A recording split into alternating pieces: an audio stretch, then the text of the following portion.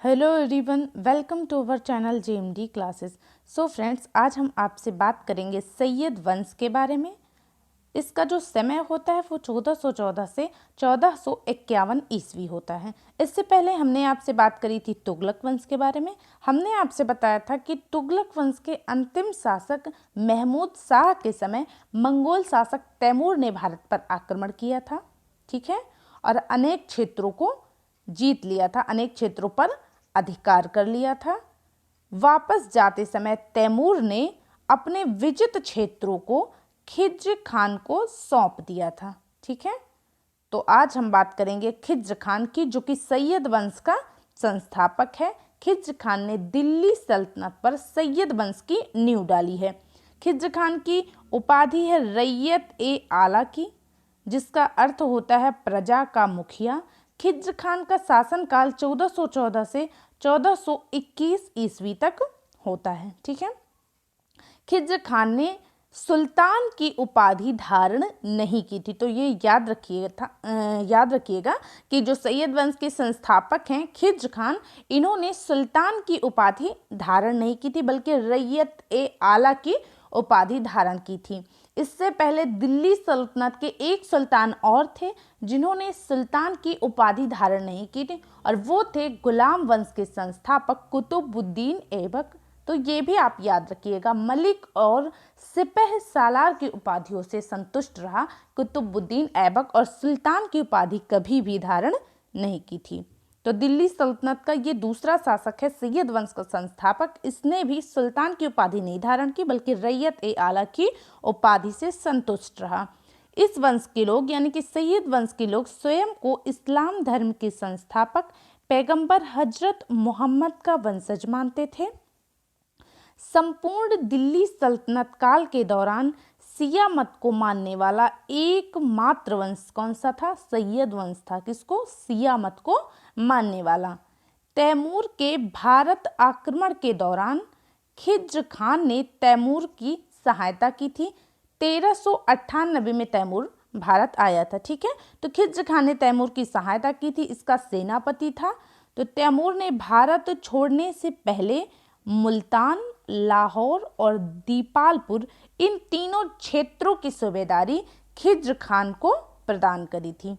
खिज्र खान नियमित रूप से तैमूर के पुत्र शाहरुख को कर भेजा करता था, ठीक है, और उसी का प्रतिनिधि बनकर भारत पर शासन कर रहा था। इसने सुल्तान की उपाधि धारण नहीं की, मैंने बता ही दिया।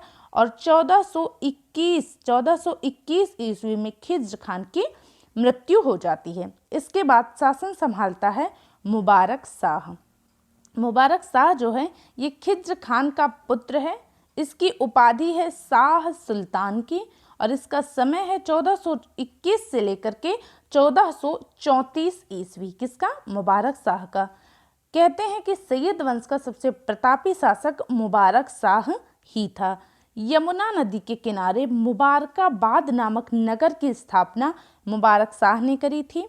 और मुबारक शाह के एक वजीर हैं जिनका नाम है सरवर उल मुल्क।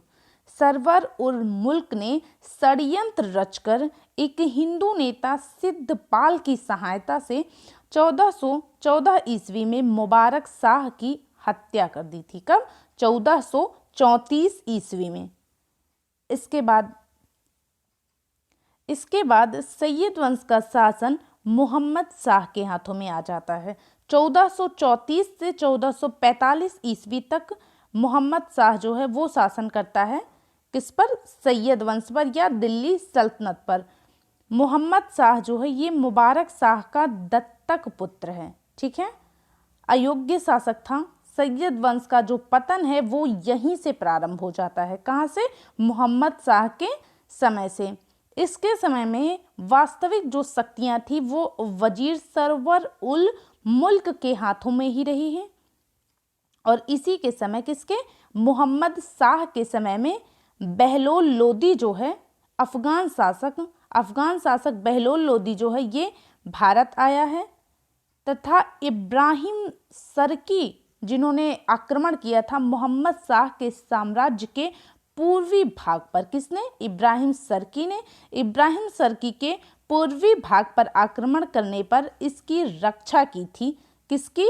मोहम्मद शाह की। मोहम्मद शाह ने प्रसन्न होकर के अपना पुत्र कहा था। किसको? बहलोल लोदी को अपना पुत्र कहकर के संबोधित किया था और खाने खाना या खाने जहां की उपाधि प्रदान की थी। किसको? बहलोल लोदी को। ठीक है, आगे चलते हैं। मालवा के शासक जिनका नाम है महमूद, मालवा के शासक महमूद ने जब दिल्ली पर आक्रमण किया तब मोहम्मद शाह दिल्ली छोड़ करके भाग जाता है और 1445 ईस्वी में मोहम्मद शाह की मृत्यु हो जाती है। तो इसके बाद हम जानते हैं अलाउद्दीन आलम शाह के बारे में। अलाउद्दीन आलम शाह जो है ये मोहम्मद शाह का पुत्र था, अयोग्य शासक था। खैर पिता इनके कौन से बड़े योग्य थे? अयोग्य शासक ये भी था अलाउद्दीन आलम शाह। और इसके बारे में एक पॉइंट सबसे ज़्यादा इम्पॉर्टेंट है कि ये सैयद वंश का अंतिम शासक था।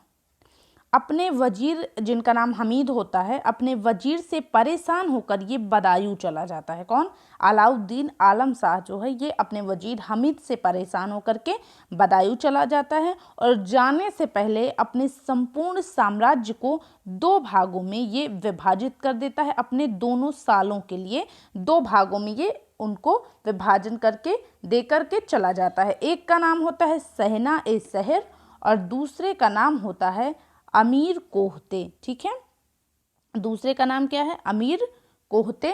इन दोनों में बांट करके चला जाता है। अमीर कोहते बाद में क्या करता है? सहना ए शहर की हत्या कर देता है और खुद शासन संभालता है। फिर कोहते को जनता मार देती है, यानी कि कोहते को जनता ने मार डाला और इसी के साथ सैयद वंश का पतन हो जाता है। खैर ये इतने इम्पॉर्टेंट नहीं है, हमने आपकी जानकारी के लिए बता दिया। आप इतना ही याद रखिएगा कि अलाउद्दीन आलम शाह जो है ये सैयद वंश का अंतिम शासक था। कौन? अलाउद्दीन आलम शाह। इसका जो समय था वो 1445 से लेकर 1451 ईस्वी था। इसके बाद दिल्ली सल्तनत पर लोदी वंश की नींव डालता है बहलोल लोदी, जो कि अफगान शासक होता है।